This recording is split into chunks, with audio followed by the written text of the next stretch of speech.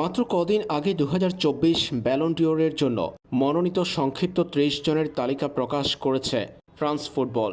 ফুটবলারদের ব্যক্তিগত মর্যাদার সর্বোচ্চ এই পুরস্কার জয়ের দৌড়ে সবচেয়ে বেশি এগিয়ে আছেন কে? ৩০ জনের যে সংক্ষিপ্ত তালিকা প্রকাশ করা হয়েছে সেখানটাই ৩ জন ফুটবলারের নাম সবচেয়ে বেশি উচ্চারিত হচ্ছে ২০২৪ সালের ব্যালন ডিওরের দাবিদার হিসাবে। তারা হলেন ভিনিসিয়াস জুনিয়র, রড্রি এবং লাউতারো মার্টিনেস।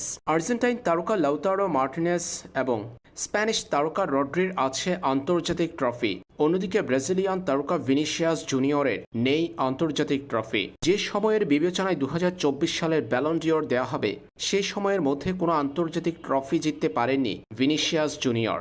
এই ৩ জনের মধ্যে সবচেয়ে যোগ্যকে ক্লাব ফুটবল এবং জাতীয় দলের হয়ে সেরা পারফর্ম করা তারকাই পাবেন ব্যালন ডিওর। সেই ক্ষেত্রে এগিয়ে আছেন কে? ভিনিসিয়াস জুনিয়র গত মৌসুমে ২৬ গোল ১১ অ্যাসিস্ট করেছেন রিয়ালের জার্সিতে।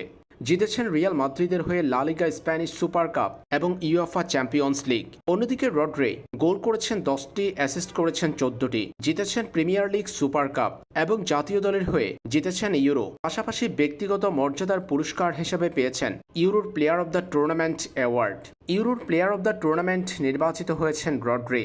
আর লাউতারো মার্টিনেজ মৌসুমে করেছেন ৩৫ গোল ৮ অ্যাসিস্ট, যেটা অনেকটা এগিয়ে রড্রি এবং ভিনিসিয়াসের থেকেও। জিতেছেন সেরিয়া, ইটালিয়ান সুপার কাপ এবং জাতীয় দলের হয়ে কোপা আমেরিকা। সেরিয়ায় গোল্ডেন বুট জিতেছেন সর্বোচ্চ গোলদাতা হিসেবে। সেরিয়ার মোস্ট ভ্যালুয়েবল ফুটবলার হয়েছেন এ সময়। পাশাপাশি কোপা আমেরিকায় সর্বোচ্চ ৫ গোল করে পেয়েছেন গোল্ডেন বুট। আর্জেন্টিনাকে কোপা চ্যাম্পিয়ন করার পথে ৫ গোল করে টুর্নামেন্টের সর্বোচ্চ গোলদাতা নির্বাচিত হয়েছেন লাউতারো।